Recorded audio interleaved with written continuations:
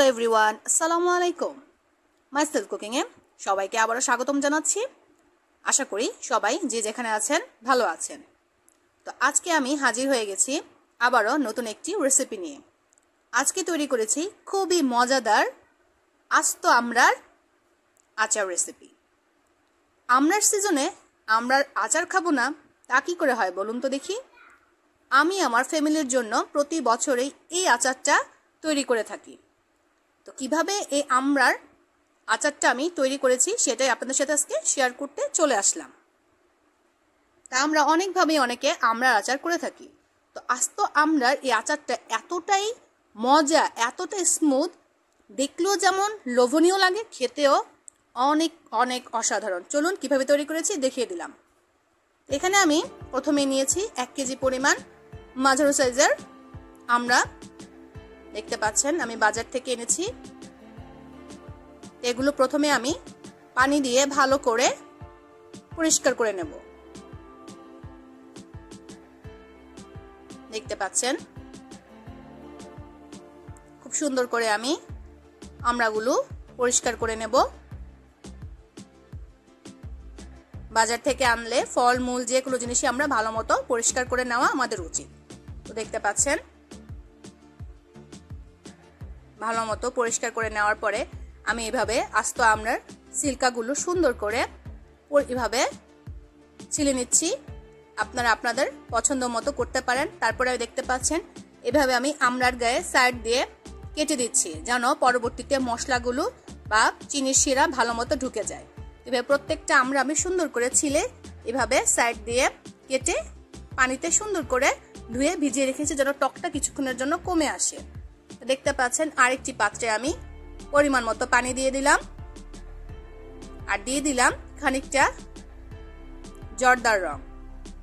দেখবেন কালারটা দিলে বাচ্চাদের অনেকটা আকর্ষণ লাগে। আমরা যেহেতু বাচ্চাদের জন্য করি বা নিজেরাও করি বাসায়, সেজন্য চাইবো একটু কালারফুল তৈরি করার জন্য। তো দিয়ে দিলাম এখানে গরম মশলা, সাথে শুকনো মরিচ 3-4টা। দেখতে পাচ্ছেন তার সাথে এখন আমি পরিমাণ মতো লবণ অ্যাড করব। যেহেতু কাঁচা আমরা লবণের পরিমাণটা একটু দেখে দিতে হবে। আর দিয়ে দিলাম গোল চামচের 4 চামচ পরিমাণ চিনি। এখানে আমি টক মিষ্টি ঝালের সমন্বয়ে আচারটা তৈরি করছি। সুন্দর করে আমি চামচ দিয়ে এভাবে নেড়ে চেড়ে পানিটা দিয়ে দিলাম। আমার আস্ত আমড়াগুলো একটা একটা করে আমি সবগুলো এই পানির মধ্যে দিয়ে দিচ্ছি।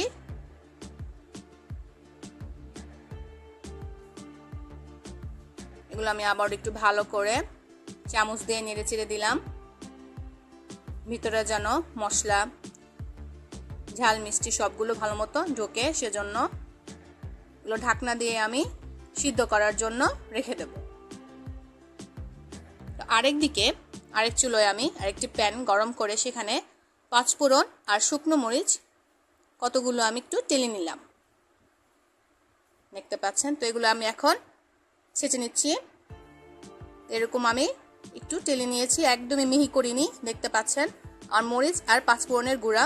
আর এদিকে আমার আস্ত আমড়াগুলো সুন্দর করে পানির মধ্যে ফুটন্তভাবে সিদ্ধ হয়ে আসছে। দেখতে পাচ্ছেন অনেকটাই নরম হয়ে এসেছে। তা আমি এই মুহূর্তে ঢাকনাটা উঠিয়ে রেখে দেব।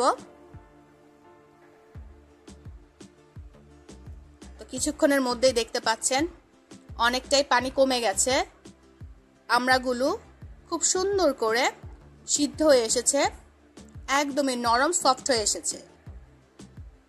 দেখতে পাচ্ছেন তো আমি এই মুহূর্তে আমার তেলে রাখা 5 ফোড়ন আর শুকনো মরিচের মিশ্রণটাকে ঢেলে দিয়েছি যেন আমড়ার সাথে ভালো মতো এগুলো মিশে যায়।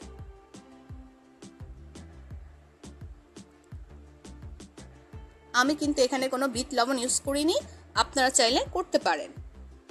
এভাবে সুন্দর করে আরো কিছুক্ষণের জন্য আমি চুলোর উপরে রেখে দিলাম।